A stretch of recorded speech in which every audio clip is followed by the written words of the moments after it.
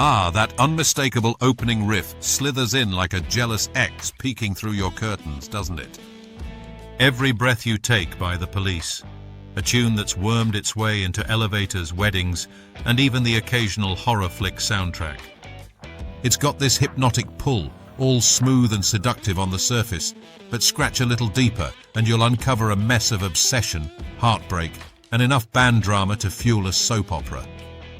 We're peeling back the layers on this stalker anthem disguised as a love ballad, revealing how it sprang from a rock star's midlife meltdown, tore through charts like a warrantless search, and left a legacy that's equal parts genius and gloriously twisted. Stick around, because by the end you might never hear those lyrics the same way again. Let's rewind to the ignition point where this beast was born. Picture Sting, yeah, the tantric yoga king himself, holed up in Jamaica in 1982, fresh off a nasty divorce from his first wife, Frances Tomelty. He's crashing at Goldeneye, the estate where Ian Fleming penned all those James Bond novels. Talk about espionage vibes rubbing off. Sting's life is a whirlwind. He's just started shacking up with Trudy Styler, who happens to be his ex-wife's best mate. Ouch! One night, he bolts awake from a dream, scribbles down the melody like it's possessing him. I woke up in the middle of the night with that line, he later confessed. Every breath you take. Not some mushy ode to romance, oh no. This is raw, unfiltered jealousy bubbling up from the wreckage of his marriage. He called it a nasty little song, all about surveillance and ownership, like Big Brother with a bass guitar. Imagine channeling your inner creep at the desk where 007 was dreamed up. What if Bond's next villain was just a jilted bassist with a notepad? Bond stung Bond. Diving into those lyrics, it's like decoding a restraining order set to music. Every breath you take, every move you make. Sounds sweet at first, right? Wrong. Sting's painting a portrait of obsession, where the narrator's glued to his ex's every step, vowing, "I'll be watching you."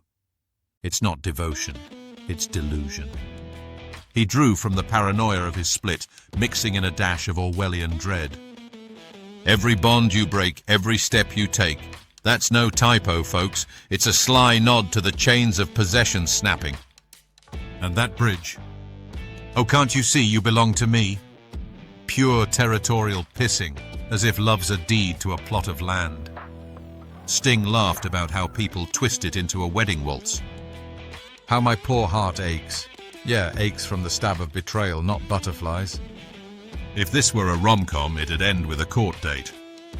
What if Hallmark cards started printing these lines? Happy anniversary. Every claim you stake, I'll be watching you. Creepy Valentines for the win. Now on to the album saga, where things get properly spicy. By 1983, the Police are riding high but cracking at the seams. Sting, Andy Summers, and Stuart Copeland, three egos in a pressure cooker. They're set to record Synchronicity, their fifth and final album, on the volcanic island of Montserrat. Producer Hugh Pagham gets roped in to referee. Sting shows up with Every Breath You Take, demoed on a Casio keyboard, all synthy and soft. Andy hears it and thinks, this needs edge. He slaps on that iconic arpeggiated guitar riff, simple, haunting, like echoes in an empty alley. Stuart lays down drums that pulse like a heartbeat under surveillance. But oh, the fights. Sting and Stuart nearly come to blows over hi-hat patterns. Andy's mediating like a therapist on overtime. The band was on the verge of splitting. Sting wanted control, Stuart craved chaos, Andy just wanted peace. They recorded in separate rooms at one point, piecing it together like a dysfunctional puzzle. Synchronicity? More like synchronastiness.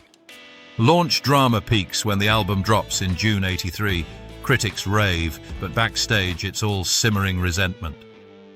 What if they marketed it as the breakup album? Buy now before we arrest each other.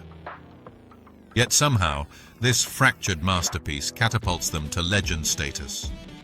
Every Breath You Take shoots to #1 in the UK for 4 weeks, then conquers the US Billboard for 8 straight. It's the biggest hit of 1983, snagging Grammys for Song of the Year and Best Pop Performance. The video? Black and white noir.